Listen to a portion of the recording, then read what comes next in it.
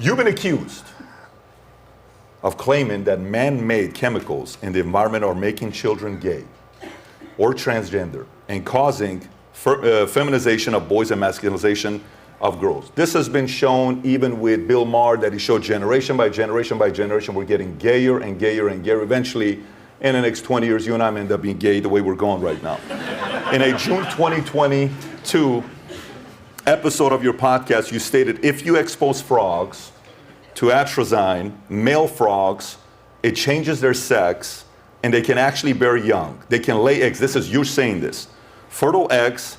And so the capacity for these chemicals that we are just raining down on our children right now to induce them, these very profound sexual changes in them, is something we need to be thinking about as a society. And even according to a report, particles can harm human body. Estimations of the total mass of ingested MP particles correspond to 50 plastic bags per year. This is all of us in here. 1 credit card per week, or median value of, other numbers we can look at here. But this is kind of, the other day, I have a bathroom in my office. Only 2 of us use this. It's me and Vinny.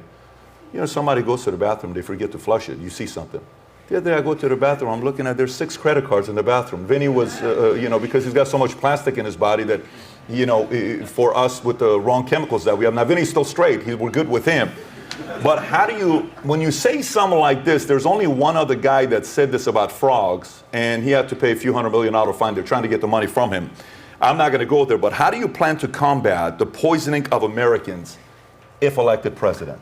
Well, first of all, let me clarify something. I never said that chemicals in our food or water are making people gay. I've never said that. I never said that they're making people trans or giving them sexual dimorphism. Here's what I did say. First of all, I've spent 40 years working on endocrine disruptors, and it's non-controversial. An endocrine disruptor is a family of chemicals that has the impact on sexual development of humans and of animals. And there are many, including PBAs in plastic, and PCBs, which are a flame retardant, and many, many other chemicals that are known to have the impact of endocrine disruption. They disrupt in mammals and other animals normal sexual development. So that is non-controversial. Nobody disagrees with that. The study that I referred to, and any of you can look this up on your cell phones right now on Google, is a study in which a scientist, and I can't remember his last name, I know his first name is Tyler, but you can look it up and you can use his first name, but you don't even need to do that. You just put atrazine and sexual dimorphism or sexual changes in frogs, and that's going to come up on your Google. You're going to see a peer-reviewed published study. What he did is he took 27 frogs, males, he put them in an aquarium, and he exposed them to levels of atrazine that are below EPA exposure levels. So they're below the levels that we are receiving.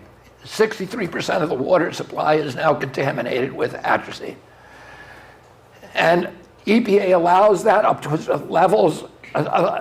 a certain level before it tells you, the local water district, to stop people from drinking it. And that level that they allow is what Tyler exposed the frogs to. So there are 27 frogs.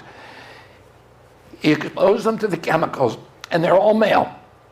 Of that, 90% of them became sterile.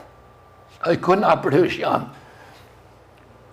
10%, so I think 3 of the frogs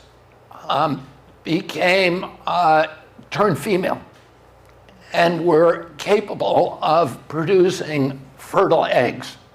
So their sex was literally changed by exposure to this chemical. Now, what I said is that there are anecdotal observational evidence that we are seeing higher numbers of individuals with sexual dimorphism than in previous generations. That is controversial, because there are people out there who will say, no, it's always been steady.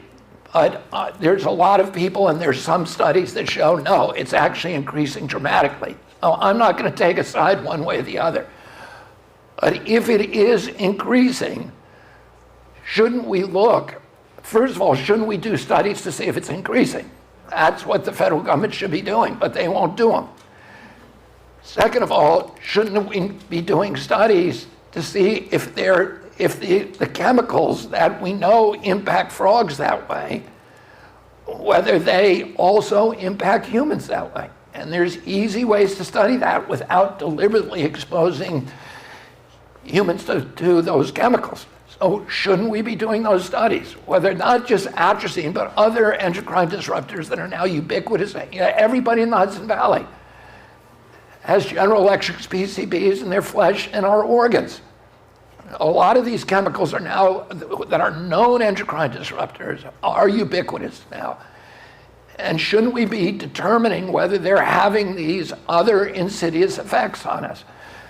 And that is all I said. Now, your question was, how am I going to end that? Here's how I'm going to end it. My first week in office, I'm going to go to Bethesda, where NIH is. And Bethesda, and the NIH will not let you study these questions right now. NIH has an annual budget of $42 billion. It distributes that money to 56,000 scientists in research centers, mainly in universities, all across North America and some in other countries as well, to study human health impacts. But what NIH, and when I was a kid, NIH was the gold standard research agency on earth. In fact, if you went to other countries in Europe, Latin America, and Africa, they don't have a scientific agency. They, in fact, in their laws, they say, whatever FDA approves is approved in this country.